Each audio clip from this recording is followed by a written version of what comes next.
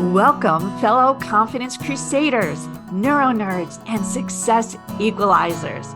This is your podcast, Real Confidence. I'm your host, Alyssa DeVere, and I'll be sharing a bit of basic brain science, some surprising social secrets, and a touch of tough love. Why? Because I believe confidence is everyone's fundamental right and choice. So let's get to it.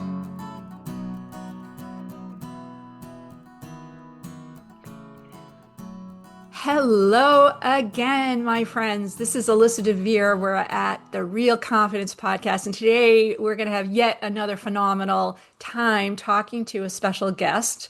Curtis McCollum has joined me. So, Curtis, thank you for being here first and foremost. Yeah, I am excited to be here. Thank you so much for inviting me.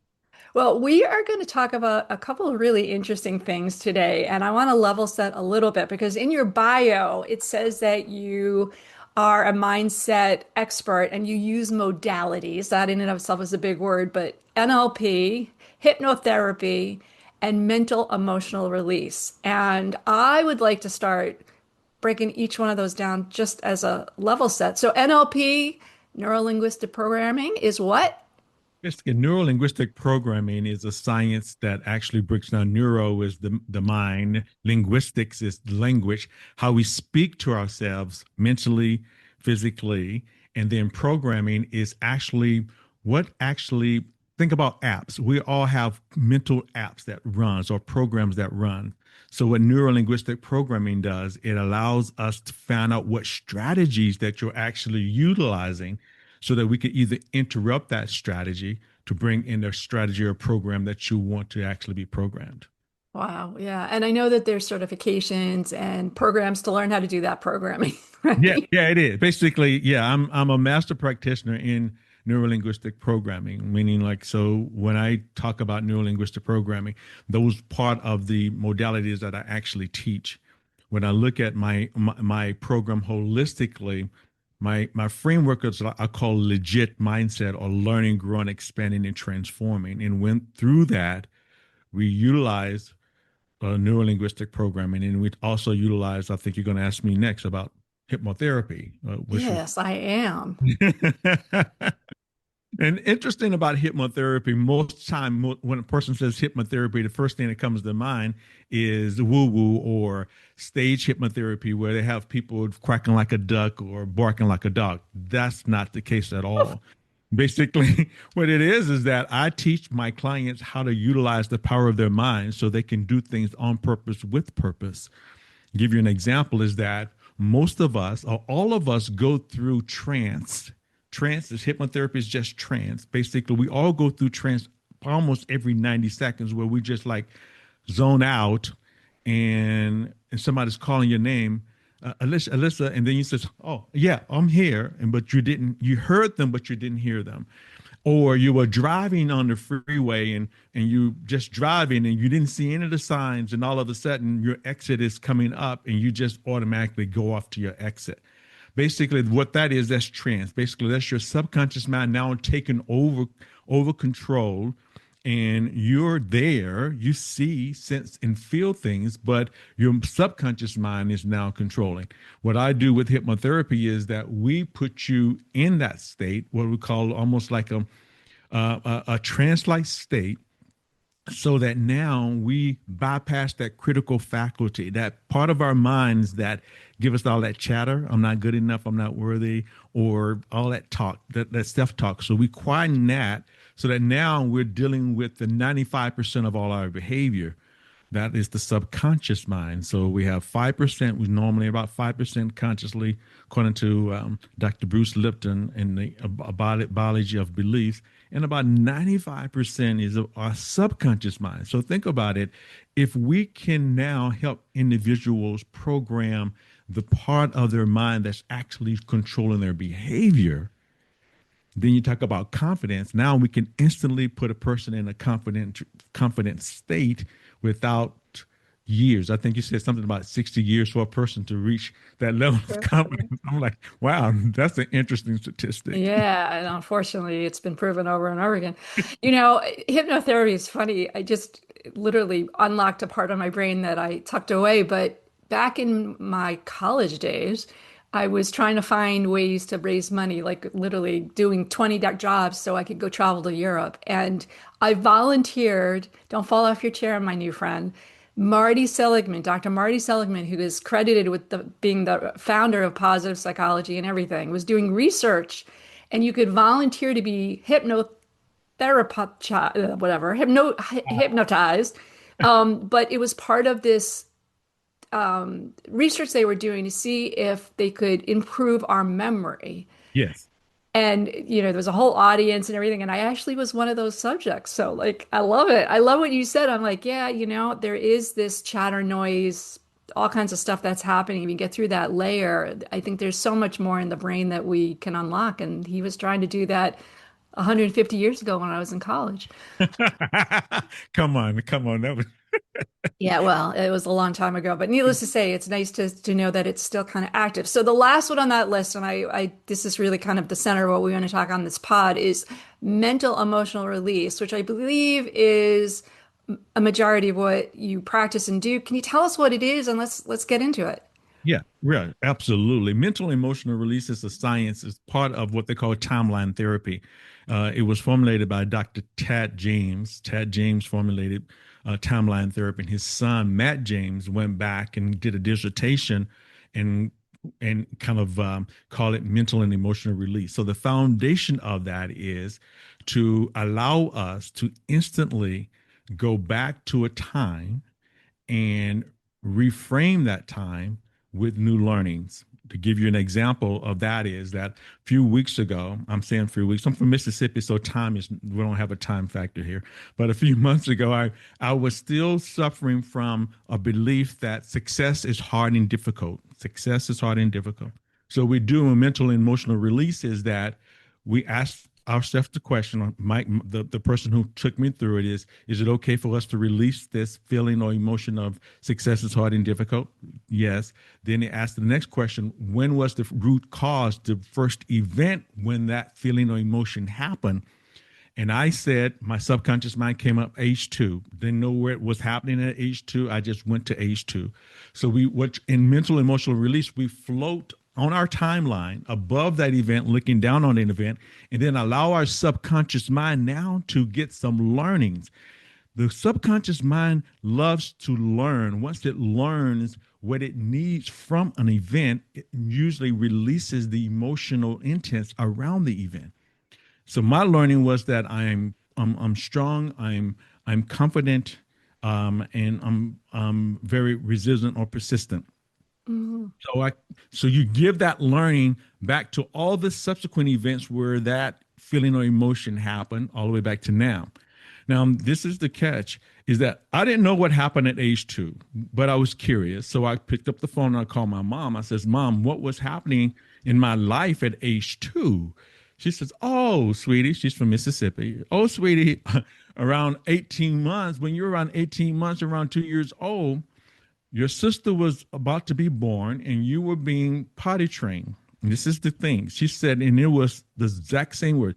She said, it was hard and difficult for you to be potty trained around age two.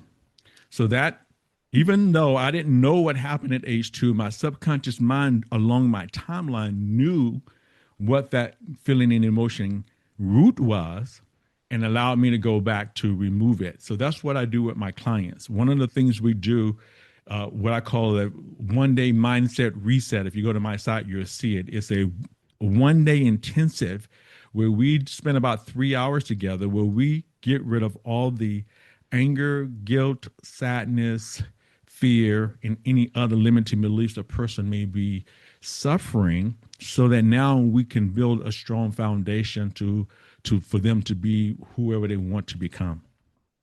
All right. Well, you said this before. It's not woo-woo. It sounds a little woo-woo in true It's actually reflection, neuroscience. It's part right? of Like, it's like, you're exorcising in some right. ways, getting rid of those demons that are eating us from the inside out and we don't even know they're doing it. But there is a lot of science behind this. There's a Yes, lot of neurology behind it. So maybe can you tie it a little tighter for this audience who really appreciates why is this, how does this work in terms of the neurology of our brain and why does the release actually, What is about it? Basically, what happens is, think about it like this, Alicia, is that if something happens in my life, we'll just say um, this uh, mic thing. What your thing? You're holding up what is it, AirPods? It's like an AirPod or AirPod, whatever. Yeah. So Okay. now it's here. If I go 15 minutes before I picked it up, it's not there. Right. So when you're in a light hypnotic trance, basically we're going 15 to 20 minutes or sometimes further up and further back before the event actually started. So the sub once it goes beyond before the event starts, it releases the energy around the event so that now when we go back into the event, the emotional energy has now been released and you don't have that feeling of emotion anymore about that event. And you're seeing the event just as an event, not as a feeling. You're not tying it to any emotion that you say, "Oh, that sucked." You're just like, "This is what happened." Period. But basically, so just give it tangible.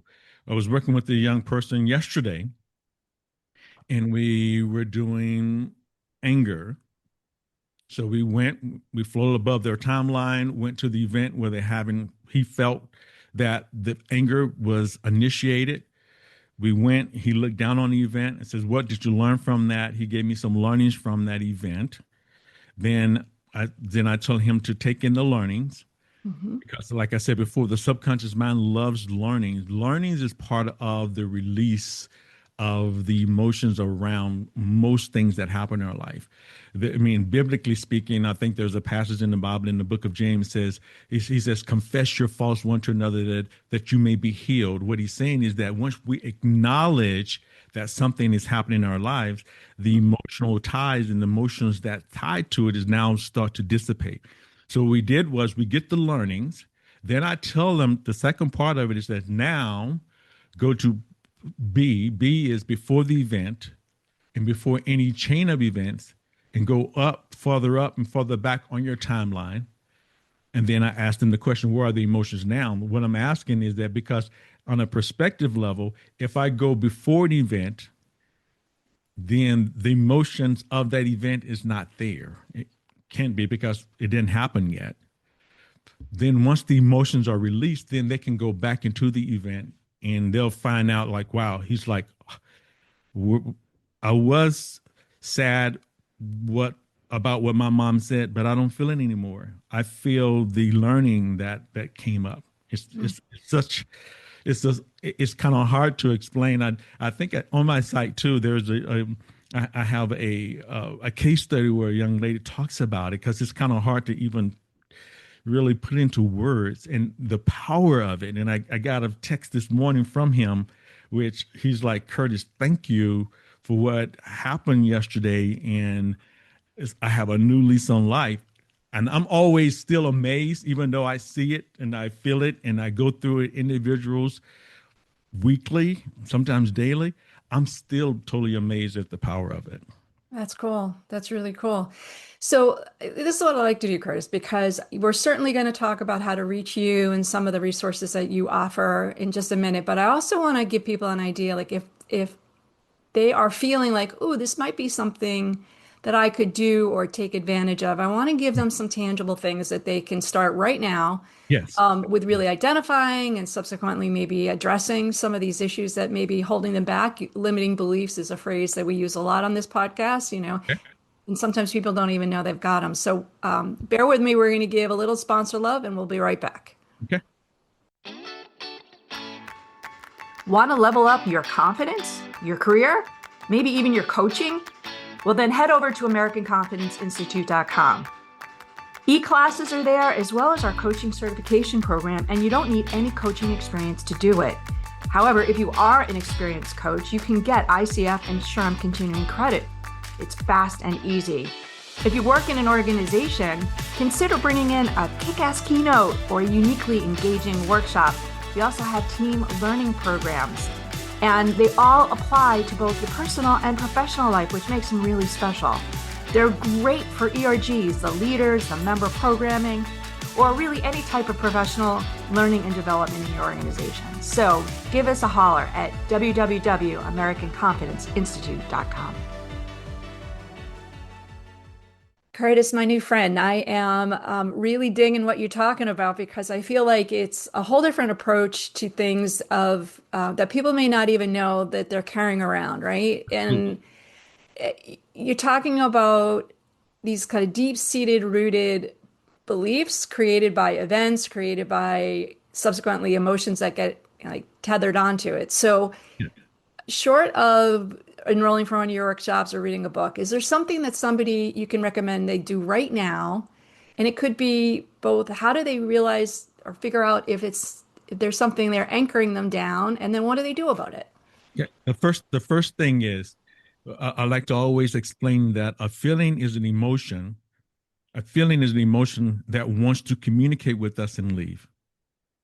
So if a person kind of wrap their hands around that, so we'll just use sadness for a second. So now I wake up this morning, I'm feeling this feeling of sadness. What my body and my mind is telling me that it wants to communicate something with me and leave. Most of the time, what we do is press it down or push it down and says, no, I don't want to deal with that right now. Well, then it's going to continue to come up, and normally it's going to come up in more than one way. It could come up in our bodies, it could come up in our minds. Now we have headaches, now we have backaches because of this feeling or emotion that wants to be released, but we're not paying attention to it. So the first thing I tell individuals to do that they can do right now is stop and be honest and say, I am feeling sad. I am feeling afraid. I am feeling, listen to my words here, guys. It's so important. That's part of the neurolinguistic programming is how we speak to ourselves is so important. I didn't say I was sad. I am sad. I said I'm feeling sad. I am feeling like I'm not worthy, right? I'm feeling that. I'm not saying I'm not worthy. I'm feeling that. That's a feeling or emotion that's actually a state. So now once I acknowledge it, what I tell people they can do now is take a couple of deep diaphragmatic breaths. And what the diaphragmatic breath does, it puts your body in, it ignites the parasympathetic nervous system. So let the body knows that it's safe and it's okay. And I tell people all the time is that it's okay not to be okay, but it's not okay to pretend that you're okay and you're not. Oh, wow. It's a mouthful, but I get it. Yes. So now I'm saying, I'm taking my deep breaths. Diaphragmatic breath is kind of coming from the diaphragm. And what you take them as many as you need, normally 3 or 4 or 5, would kind of put the body into this relaxed state. Now ask yourself the question, what is it that I need, or what do I need to learn, or how can I now move forward from this feeling, emotion, or state that I'm in? Hear me closely, guys. Do not, and I had to say do not because not the subconscious mind don't get knots, but do not ask why questions. If you ask your subconscious mind a why question, it's going to give you all the freaking reasons why you're not worthy, all the reasons why you're sad, all the things that's actually bringing on that feeling or emotion or state. You want to ask yourself, what do I need to do? How can I move forward? What is it that I need to learn from this? Then what it's going to do is going to immediately start to give you reasons and understandings of what it is that's actually holding you back. That's the learning. Write that out, whatever it is, whatever comes up to you, Hmm. that reframe of that state that you have is going to be a reframe. And then what I tell people immediately, take inspired actions based on what came up. One of the things we do, we get these inklings, we get these intuitions, and all of a sudden we just let them You fizzle out. go Yeah. away Yeah. instead of like, wow, your intuition told you today, says, hey, make that call to the person that you've been thinking about calling. And you says, and it goes. And but that was the time that they knew that the energy was there. And if you just made that one call, that one more dial, that pick up that whatever, that one more email was what you needed to move forward. And that's what happens is that take inspired action. And then, however often you need to do that, you can do that. So that's one of the things I tell people all the time is that you can start this today. You don't have to wait for me because people have been getting rid of problems long before me. And one of the philosophies in the Hawaiian philosophy is that all learnings are not, or all wisdom is not in my school, meaning like I don't hold the Holy Grail. And I do I do have a special gift that allows me to help you move faster, quicker than you can on your own, for sure. But Well, how do people get a copy of that gift? Because you're giving things to this audience, and I am very grateful for that. So, how do they find you, and what's your gift to them? basically, what they can do is they can go to my site, and basically on my site, there's going to be an area where you can sign up for a free 15-minute consultation. If you just want general, if you're not quite sure where you are in this journey, I'm not quite sure. Then there's another one on there too that they can do a 30-minute with if they want a personal transformation. And all the stuff on my site, you can get the science and the site and the science of what I do. With neurolinguistic programming, I practice a hypnotherapy called integral hypnotherapy. It's been documented and scientifically proven. It's client-based, evidence-based. So basically, they can go into my site, and that thing is the science and systems around what I do.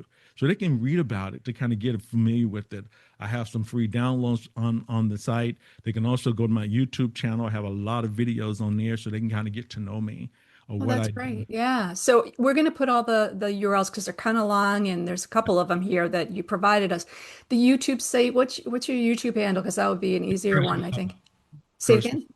Curtis McCollum. Okay. So it's CurtisMcCullum, my friends. And of course, Yeah. we'll put that in the links too.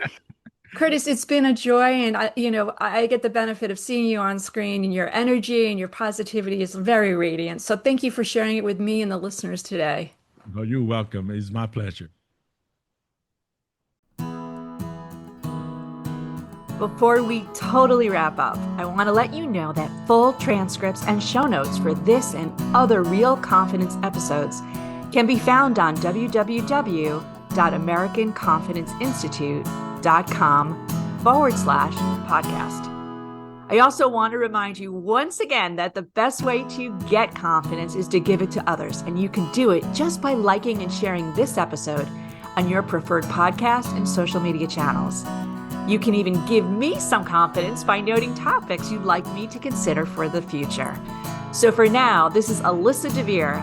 Thank you for helping to bring more confidence to the world. Master editing done by Ben Weinstein with original music performed and composed by Jeff Mitchell. Real Confidence is a production of American Confidence Institute. All rights reserved.